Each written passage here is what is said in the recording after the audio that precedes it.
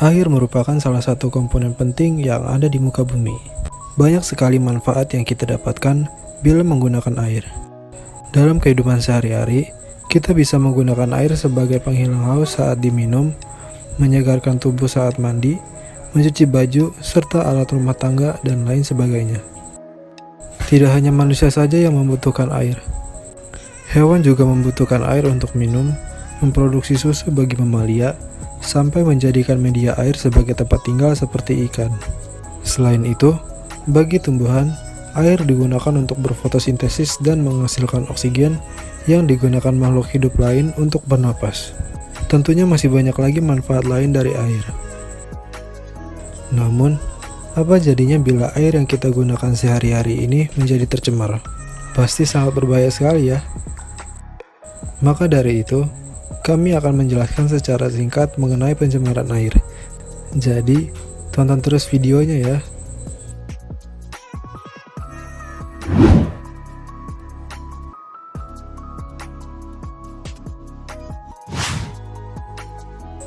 Dalam Peraturan Pemerintah Republik Indonesia Nomor 82 Tahun 2001 tentang pengelolaan kualitas air dan pengendalian pencemaran air, pencemaran air didefinisikan sebagai masuknya atau dimasukkannya makhluk hidup, zat, energi, dan atau komponen lain ke dalam air oleh kegiatan manusia, sehingga kualitas air turun sampai ke tingkat tertentu yang menyebabkan air tidak dapat berfungsi sesuai dengan peruntukannya.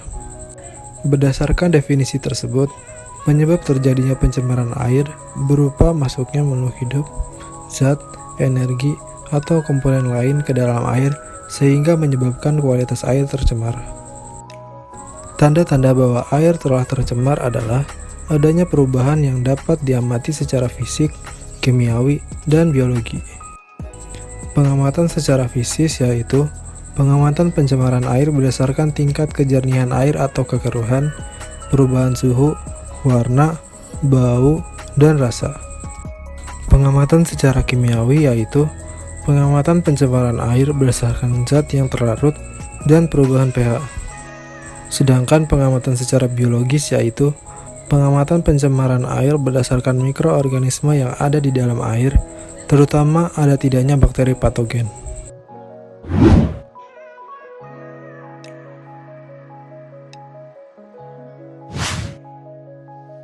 Sumber pencemaran air bermacam-macam, tapi pada dasarnya sumber pencemaran air berasal dari industri, rumah tangga atau pemukiman, serta pertanian dan peternakan. Limbah industri umumnya berupa bahan buangan anorganik yang sukar didegradasi oleh mikroorganisme seperti logam. Unsur logam seperti arsen, nikel, kalsium, magnesium, dan lain-lain apabila masuk ke dalam perairan akan menjadi peningkatan jumlah ion dalam air dan air akan menjadi sadah. Dan apabila ion logam yang bersifat racun seperti timbal, kadmium, ataupun raksa masuk ke dalam perairan, air dalam perairan tersebut akan berbahaya bagi manusia. Limbah rumah tangga bisa berupa bahan organik, sabun atau bahan berbusa, dan limbah padat seperti sampah. Umumnya buangan olahan makanan mengandung protein dan gugus amin. Maka, bila didegradasi akan terurai menjadi senyawa yang mudah menguap dan berbau busuk, contohnya NH3. Limbah lainnya yaitu larutan sabun yang akan menaikkan pH air sehingga dapat mengganggu kehidupan organisme di dalam air. Dan limbah rumah tangga terakhir yaitu limbah padat yang dapat menimbulkan pengendapan di dasar air.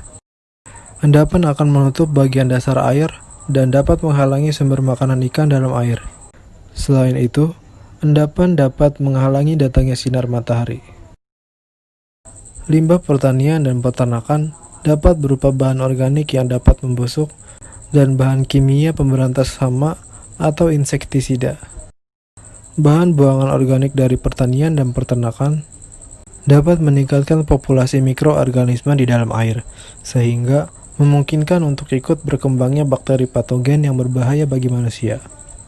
Insektisida juga berbahaya karena bersifat racun. Selain itu, bahan ini membutuhkan waktu yang lama untuk dipecah oleh mikroorganisme. Sisa insektisida dapat sampai ke air melalui hujan yang jatuh pada daerah pertanian kemudian mengalir ke sungai atau danau di sekitarnya. Oke teman-teman, segitu saja video kali ini. Jika kalian suka video ini, klik like dan share sebanyak-banyaknya. Jangan lupa subscribe channel ini agar terus menyajikan video menarik lainnya. Dan ingat, bumiku, bumimu, bumi kita.